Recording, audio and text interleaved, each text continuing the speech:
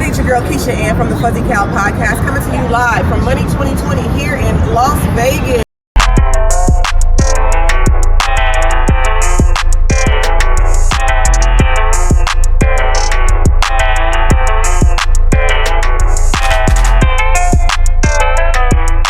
Money 2020 and partners, the Essential Group, bring the best and brightest of the payments industry out to play in Las Vegas. But make no mistake, it's also where money comes to do business. The Fuzzy Cow's proud to recap all the action for you, starting with the top news stories straight from the showroom floor. First up is the ticker.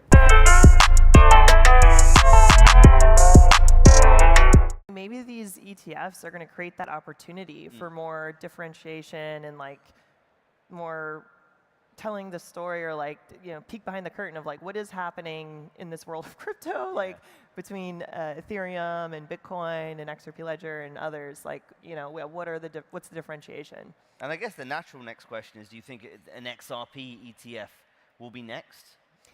I do. I think that makes a lot of sense. One, in the US, XRP and Bitcoin are the only two crypto assets with any kind of clarity. Through the judge's ruling in our SEC case last year, she said XRP in and of itself is not a security. And then just to wrap up, this is obviously one piece, I think, of a larger puzzle in terms of moving the data economy forward, in terms of creating more competition in financial services, leveling the playing field, creating a market where smaller financial institutions and startups can still be competitive. When you think about that broader puzzle, which obviously 1033 is a piece of, I know the Bureau's doing work right now on data brokers and modernizing some of the requirements around the Fair Credit Reporting Act. There's been specific actions taken against organizations like Apple, Visa. Can you sort of comment on how you see those different puzzle pieces fitting together over the long term? Well, I think we're really at a precipice right now when it comes to payments. If you look in China, you really have a couple of actors that really dominate all retail payments. And I don't want that. I think we really want there to be a world without that kind of power, surveillance, and censorship. So I think the more we can create lots of different rails and lots of choices for merchants and for consumers, that's good. The US government has taken two really important actions. The Justice Department has done this. One is against Apple, really for monopolizing Apple Pay, locking the near field communication device so that apps can't access it. So if you are a bank or a fintech, you are not easily able to push out your app that is able to accept point of sale payments. I think that was a very important action. In addition, we've also taken Visa to court. Visa, the Justice Department alleges, has done all sorts of things to prioritize and preference their own rails for which they can charge more fees to. So the lessons here are that the existing big players are going to want to choke off others. So it is going to take some regulation to make sure that we have a more open access, interoperable world where money can travel through different ways. At the same time, we have to stop money laundering, we have to reduce fraud, and we have to protect people's privacy. So I do think you should expect a lot more efforts to make sure that payments is competitive, that lending is competitive, and that our financial system is more like an open internet than just a small clubhouse where a few players dominate.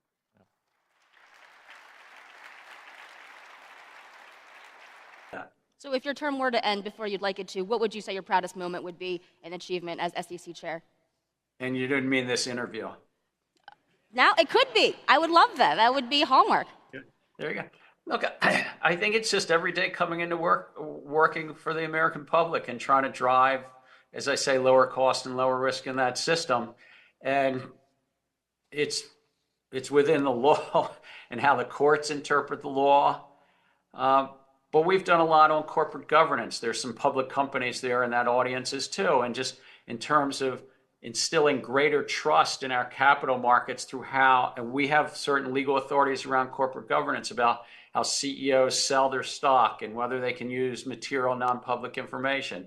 What we did in the equity markets, what we've done in the treasury markets, or even resolving a 20-year-old dispute with the Chinese authorities they have about 200 companies in our markets, and resolving those disputes as well. So there's a lot that I'm quite pleased with. I have to ask these burning questions that I know are on the minds of a lot of people in the room and in the public.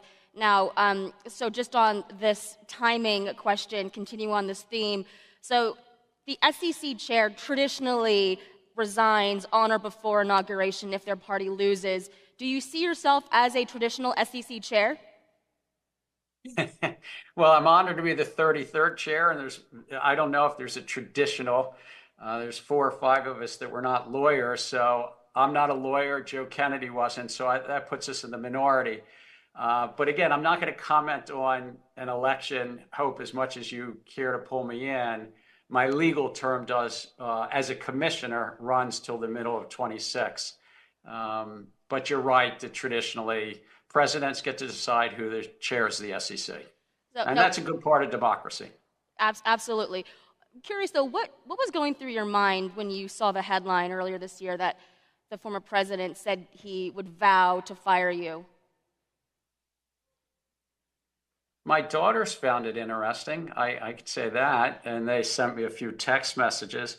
But other than that, I mean, I thought that's what presidents do to their entire cabinet as well. So I just thought that's part of democracy. And are you afraid that, from reports from Bloomberg, that Democratic donors, major ones, are also pushing Kamala Harris's team to replace you? Are you afraid of that outcome? Hope, I sleep fine at night. Listen, this is a job where every day is about helping investors. As one of my predecessors said, William O. Douglas, we're the investor's advocate. Everybody else seems to have advocates, but we're the investor advocate. And then we also look to help issuers tap into the capital markets and making sure the markets themselves work for the investors and issuers and not the other way around. And I think that's what we've done. We just completed unanimously, I would say, very important rules about our stock markets, a $50 or $60 trillion market that we're going to drive lower costs by allowing people to quote in smaller increments down to half a penny, but also lowering the fees in that market. We also successfully moved from, and everybody in fintech would kind of say, why did it take this long? But we moved successfully from 2-day settlement to 1-day settlement, leading the world with Mexico and Canada joining earlier this year.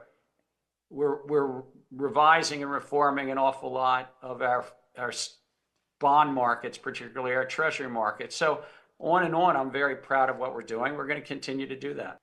Really quickly on crypto, what do most people get wrong about where you stand on crypto? It's a great question. Look, I'm going to say this. Later this week is Sweet 16 to Satoshi Nakamoto's white paper, 8 pages, which was and still remains an innovative paper about data processing and ledgers, what we all have come to call blockchain technology. But that's not the question. The question is, if you are asking the public for money and that public is investing in something, therein lies protections that Congress put in place in the securities laws. And those protections are important protections. And it really comes down to this. It comes down to investors get to decide, as long as the folks raising the money, the entrepreneurs, are giving them disclosures on their material risk.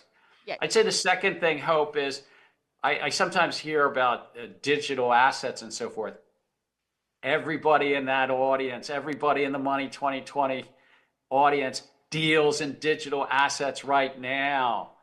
I mean, how many of you have actually get your pay delivered in coins and paper currency? You don't. How many of you bought your airline tickets in coins and paper currency? You don't.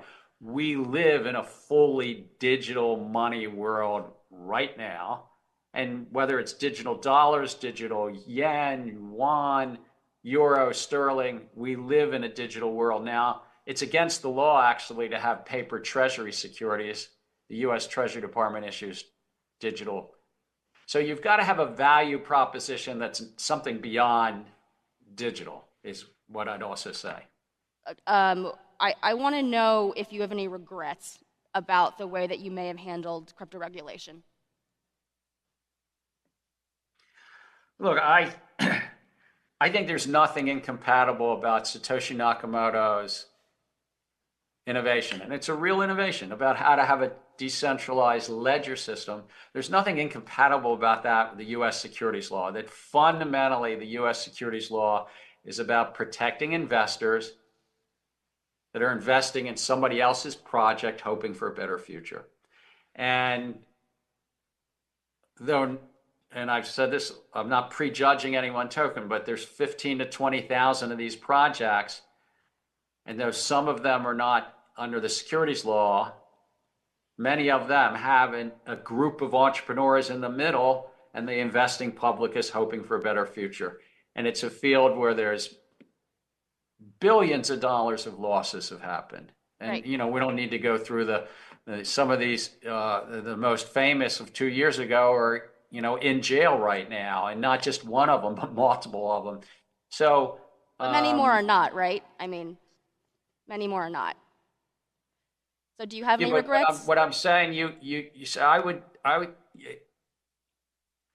The only way, whether it's in any part of our broad capital markets, and our broad worldwide capital markets are about 250 to 300 trillion.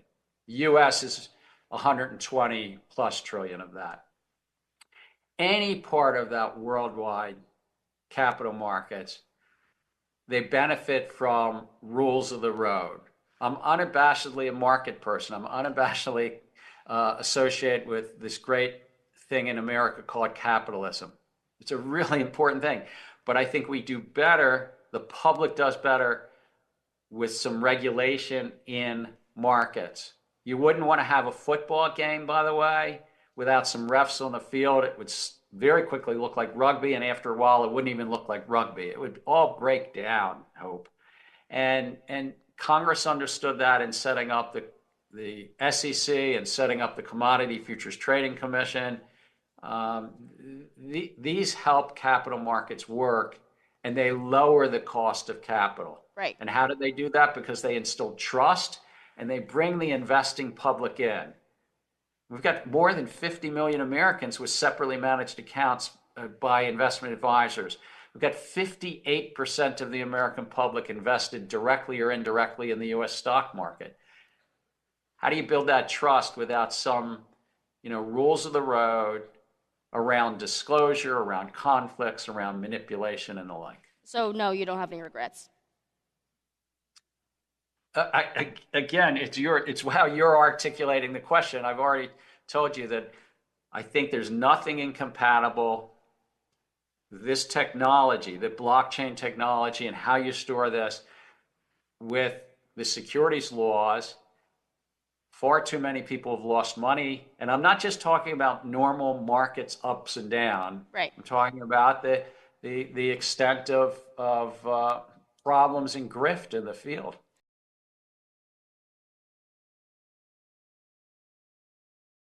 Thanks, bro. Do you know why I like to sometimes play the anti-hero? Because I know how it feels to make something from nothing in a world where the rules feel so skewed.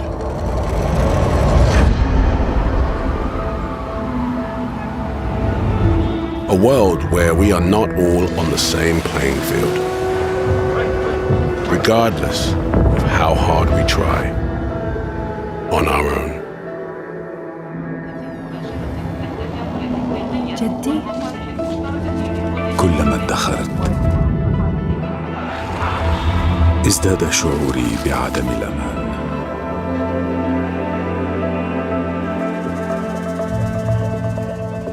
Opportunity welcomed me to a better future. Not by solving my problems for me, Action! but by empowering me to craft my own success.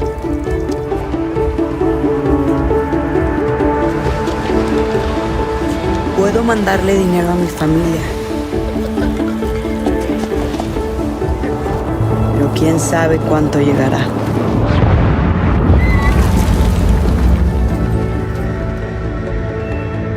Як ми відновимо все? Як захистимо їхнє майбутнє?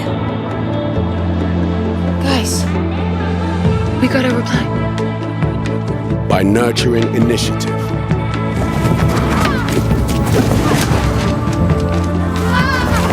strength, resourcefulness, creativity,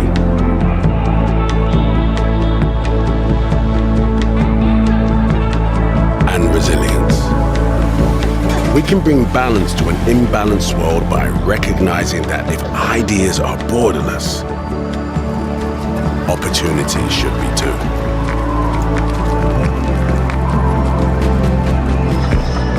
That's what builders do. Behind the app that's already changing the world for the better. هذا لك يا جدي.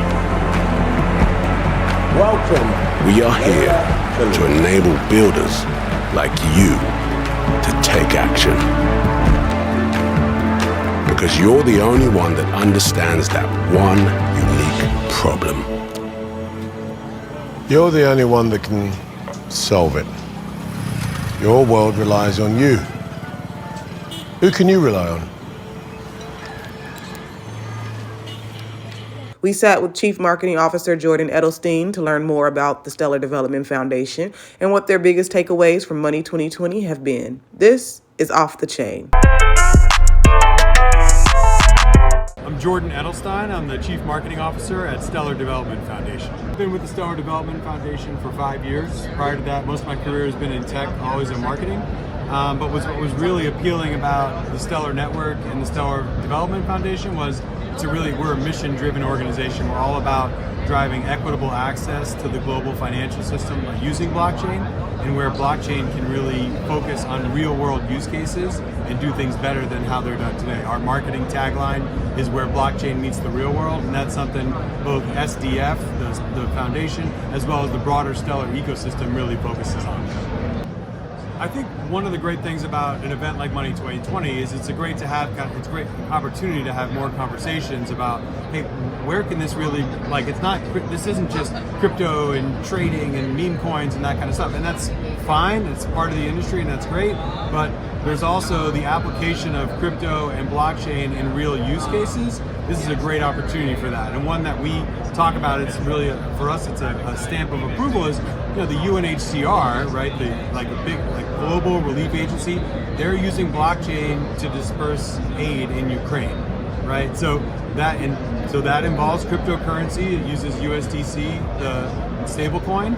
And stablecoins or cryptocurrency, even if we don't call them cryptocurrency, it's still a form of cryptocurrency. Absolutely. But there are totally legit mainstream use cases where those things can be applied, and that's what's great to come here and talk about those stories.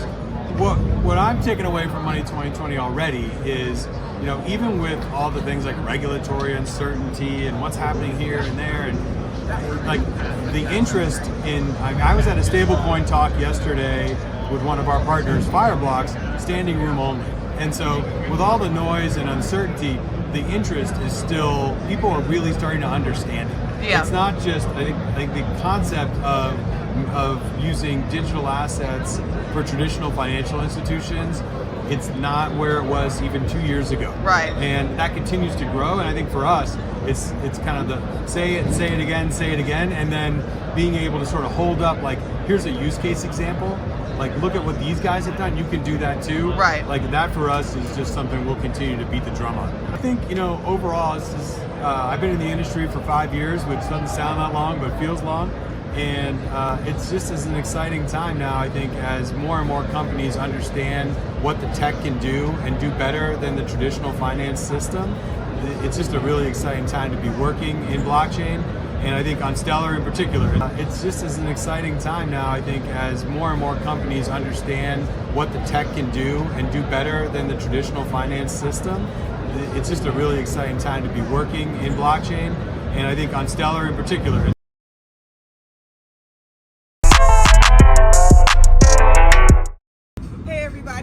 Natasha Ann, your host of the Fuzzy Cow Podcast, and we are live from Money 2020. As you can see, I am here with my friend Jason Fitch, Director of Business Development for the Bates Group, and he'll be sitting in with us for this episode. As you know, it's not a regular episode. We've been going around and getting content all 3 days of this festival, and speaking with some other Web3 organizations that are here, as well as some TradFi organizations. So I have a lot of info for you about that, but he'll be speaking to us specifically about what the Bates Group is doing, how he, kind of from his perspective in this space, sees some of the new advancements and progression with crypto and TradFi, and kind of really talk to us about payment processing and how that kind of will impact the average consumer as we move forward with all of this. So, Jason, hello. Hey, well, hello. Hello, Fuzzy Kyle. Thank you for having me. It's a pleasure. It's a pleasure. And just really first, just kind of like talk to me about yourself. Yeah. Tell me your own personal trajectory with finance and kind of, how that also relates to the Bates Group. Yeah, for sure. So listen, I've been in the traditional finance space for probably 17 years. I've always worked in the payment space, whether it's been acquiring or just picking out. So I work for the likes of I've done business development for cross-border sponsorship, making as a service model. But now, all that experience has led me to where I'm currently, right, where I'm like a business development worldwide consulting company, called Bates Group. And we do everything from helping companies acquire licenses to audits and reviews, helping build out AML programs, anything around BSA, OFAC, fintechs in that area, and help things like the payment space. So with everything that you just said, and especially kind of like, the offerings that the Bates Group has for all fintech platforms, projects, products, right? What kind of brings you guys to Money 2020? Yeah. Listen, Money 2020 is the, I think it's the fintech out, right? We have an opportunity to with innovators and be able to kind of see what they're up to see how we can partner with them and help kind of make some of their dreams come true. On the other side of that, we get to come with some of the institutional guys that are here and help them kind of build out programs that are going to be acceptable to regulators. And, in this space, it's all about companies kind of working together. Yeah, if one company fails, what you'll kind of see is they'll have a domino effect on them. And so our whole goal here is just to really kind of be the partner, let them know what we do, how we can be an asset for them. So yeah, that's really the goal here.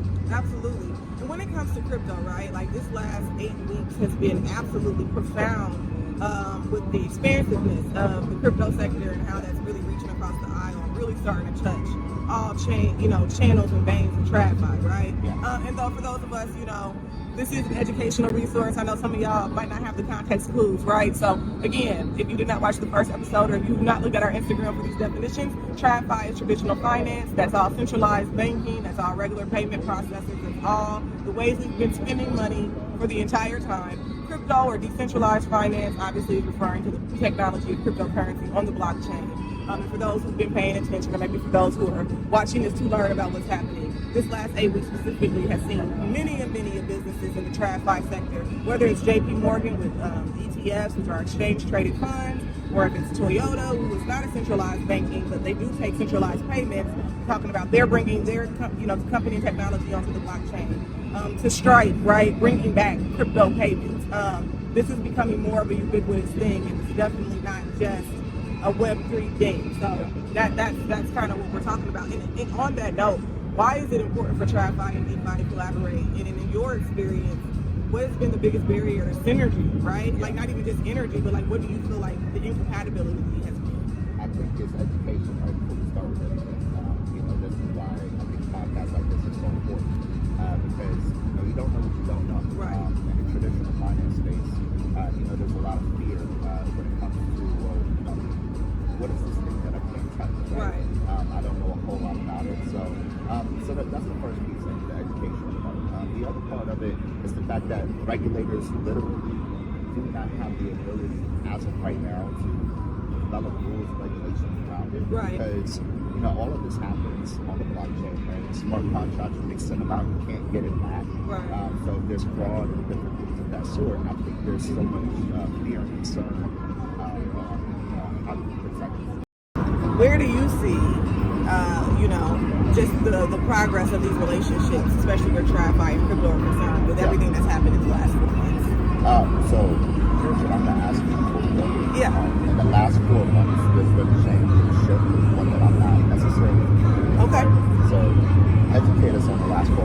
Again, yeah. Answer that question.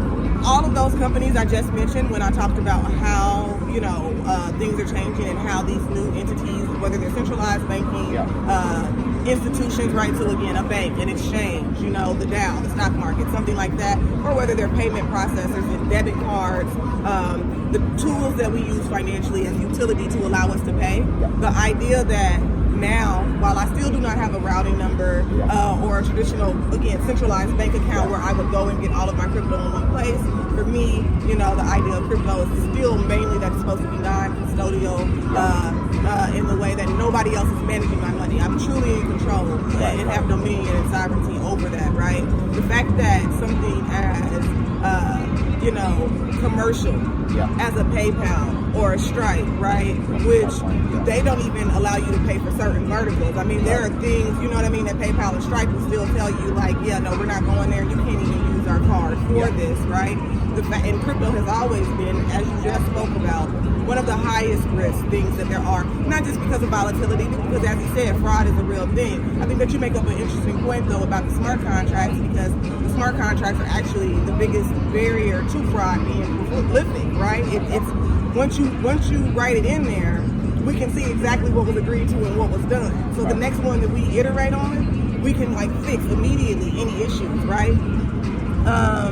But yeah, that. So that's kind of what I mean, right? All of this commercial integration and introduction of crypto into the layman's. No, listen, you brought up some really good points.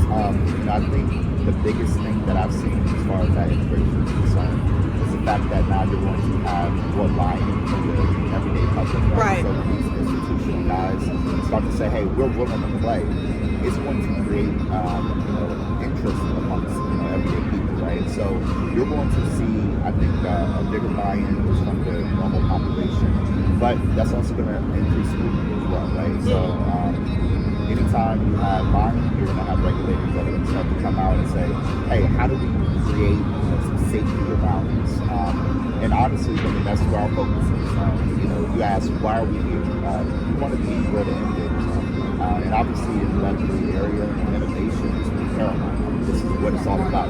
How do we make payments faster? How do we make them safer?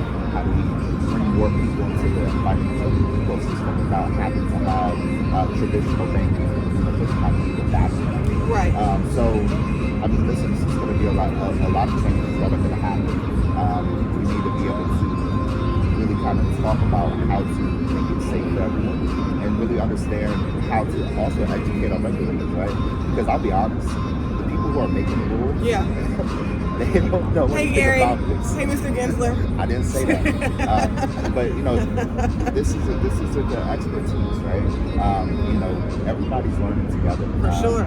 And out in the open. Yeah, absolutely. So instead of pulling the emergency brake, I think we need to really kind of see how can we partner to make this work. Listen, it's not going anywhere, right? And I think if we can go ahead and create regulation that's smart, that's effective, that is not restrictive, then I think we're going to be able to see this industry grow. Just as a quick follow-up to something that you said, about being able to maneuver some of these things and kind of innovate on some of these things out the back end of traditional and centralized finance, right, or banks. What are some of the advantages as a professional that you think that would provide the sector the TradFi sector by not just relying on TradFi for equity or access to currency? Well, I think the biggest opportunity is probably in the lending space. Okay. Lending is, let's talk about the U.S. Right? Yeah. So the rest of the world is kind of a debit type of market. The U.S. is a lending market. It's a credit-focused market. I think it's an incredible opportunity for us to look at and honestly, in this country, to be able to get where you need to be, you need to have access to funds and access to credit. So that's what makes me most excited about it, right? Because I think it's going to allow for common folks who haven't had the opportunity to be able to have access to capital, maybe be able to leverage some of the things that are happening in the Western space in a different way. Absolutely. So are you bullish on crypto personally?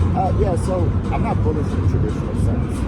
I think how crypto was kind of introduced to everyone was, hey, it's a casino, right? Buy this asset, go ahead and hold on to it, and then one day you'll be really rich. I think those days are long gone. What I am bullish on is the utility, right? The ability to leverage crypto and blockchain to be able to move money globally to be able to conduct consumers across the entire globe. That's really a big deal to me, right? The traditional finance system hasn't been necessarily kind to people that look like me over the course of the last couple of hundred years in this country.